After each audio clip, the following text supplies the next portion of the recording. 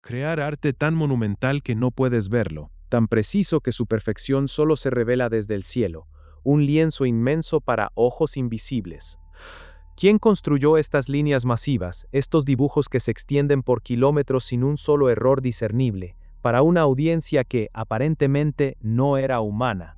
Es la pregunta que sigue sin respuesta en el expediente Nazca. En este recorrido vamos a desentrañar los secretos que guardan las coordenadas prohibidas del desierto peruano.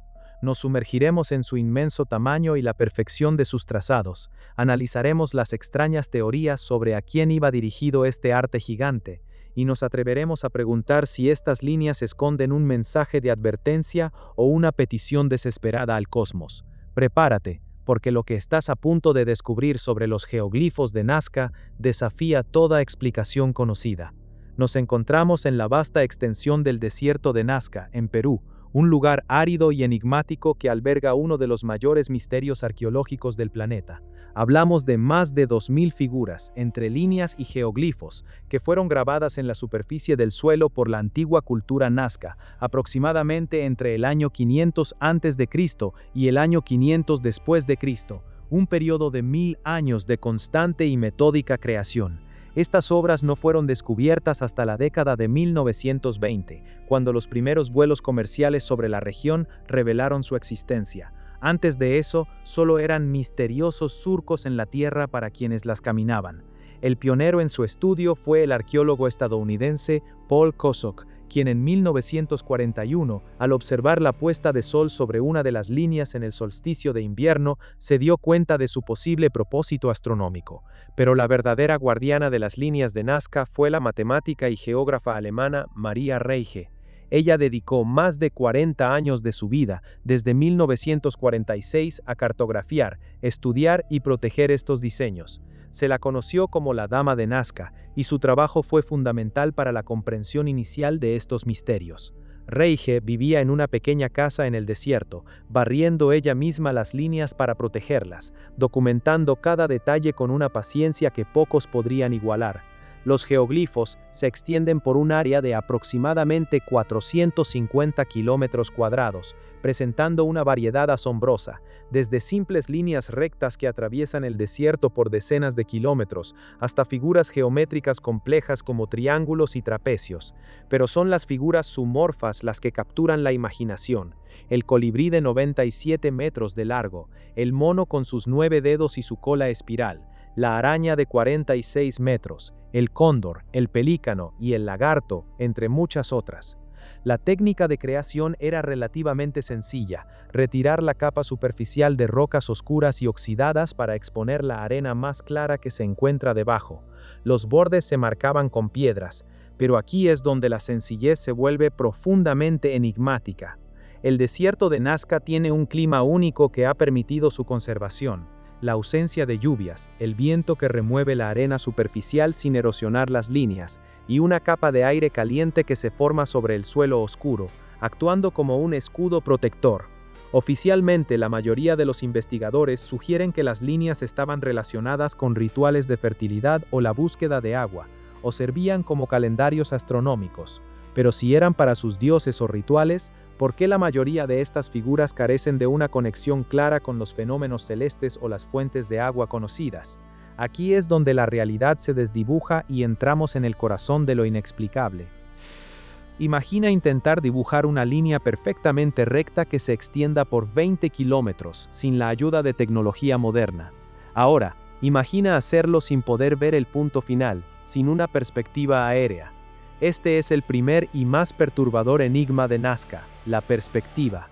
Muchas de estas figuras, especialmente las zoomorfas y los trapecios gigantes, solo pueden apreciarse en su totalidad desde cientos de metros de altura. Desde el suelo o incluso desde las colinas más cercanas, son simplemente un laberinto de surcos y piedras. Es como si alguien hubiera creado una obra de arte para ser vista desde un punto de vista que no existía para ellos. ¿Cómo lograron los Nazca una precisión tan asombrosa? Líneas que se extienden por kilómetros con una desviación de apenas unos pocos metros a lo largo de toda su extensión. La rectitud de algunos trapecios es tan perfecta que desafía cualquier explicación que no involucre una planificación meticulosa y un método de marcado que no conocemos. ¿Cómo evitaron los errores, las correcciones visibles, en una escala tan gigantesca? ¿Te has detenido a pensar en la implacable dedicación que esto requería?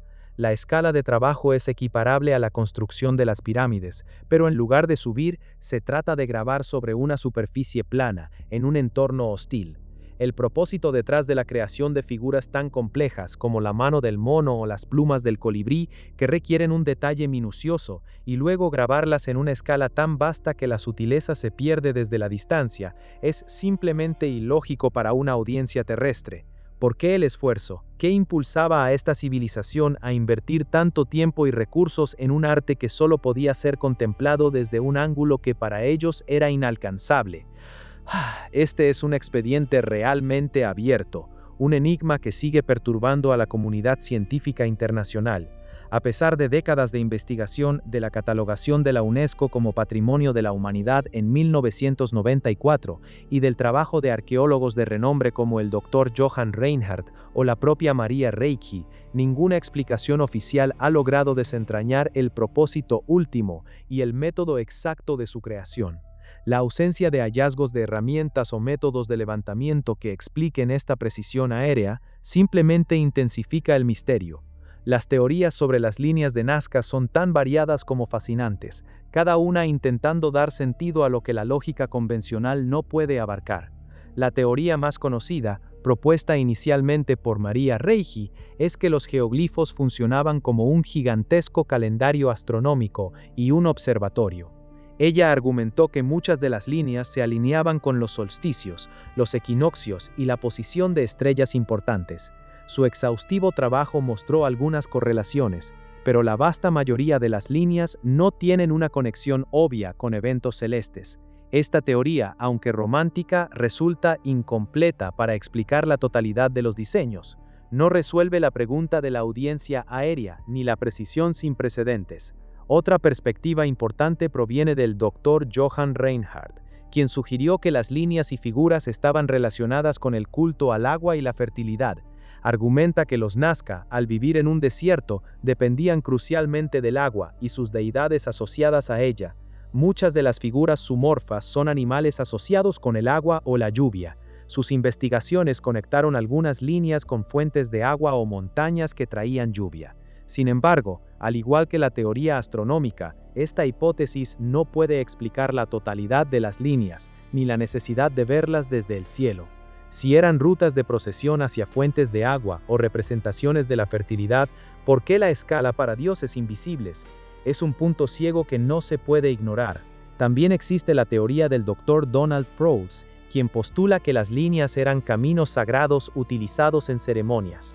Los Nazca caminarían por estas líneas durante rituales y las figuras serían parte de ofrendas a sus dioses. Esta idea le da a las líneas un propósito terrenal y participativo.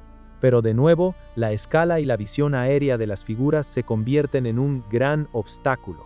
Si el propósito era caminar sobre ellas, ¿por qué hacerlas tan grandes que solo tienen sentido desde una perspectiva que no se puede alcanzar a pie?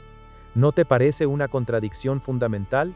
Finalmente, están las teorías más audaces, aquellas que nos obligan a replantear todo lo que creemos saber. El escritor suizo Erich von Däniken popularizó la idea de que las líneas de Nazca eran pistas de aterrizaje para naves espaciales de visitantes de otros mundos, o mensajes gigantes para ellos. Si bien la comunidad científica rechaza categóricamente esta hipótesis por falta de evidencia física y la considera pseudociencia, no podemos negar que es la única teoría que, al menos, ofrece una respuesta a la pregunta de por qué las líneas fueron diseñadas para ser vistas desde el cielo. La insistencia de las figuras en requerir una visión aérea es un punto de tensión que las explicaciones convencionales luchan por resolver. Además, la posibilidad de que sean mensajes codificados, una advertencia o una petición desesperada al cosmos, aunque carece de una clave de traducción, resuena con la profunda incógnita de su destinatario. Cada teoría ofrece una pieza, pero ninguna ensambla el rompecabezas completo. La verdad se resiste a ser capturada, flotando sobre el desierto, esperando una revelación que aún no llega. ¿Te das cuenta de que lo que creíamos saber sobre nuestros ancestros, sobre el propósito del arte, sobre la ingeniería en la antigüedad, se desmorona bajo el peso de estas líneas? ¿Y si estamos buscando las respuestas en la dirección equivocada? ¿Y si no fueron diseñadas para nosotros en absoluto? Nazca nos obliga a aceptar que hay capas de la historia de la humanidad que permanecen ocultas, esperando ser descifradas por una mente que pueda ver más allá de lo evidente. Nos confronta con la posibilidad de que la comunicación, la intención, el propósito, pueden trascender nuestras formas más elementales de entender el mundo. Es una lección de humildad, una invitación a cuestionar cada certeza que dabas por sentada. Nazca no es solo un misterio en un mapa, es un espejo que refleja lo poco que realmente entendemos de nuestra propia historia y del alcance ilimitado de lo desconocido. Estas líneas son un testimonio silencioso de una inteligencia o un propósito que todavía no podemos descifrar y que permanece tan enigmático hoy como hace 2000 años. Mantén tu mente abierta, tu mirada fija en el horizonte de lo inexplicable, porque lo que te revelaremos a continuación, en nuestro próximo expediente, te hará cuestionar cada fibra de tu realidad.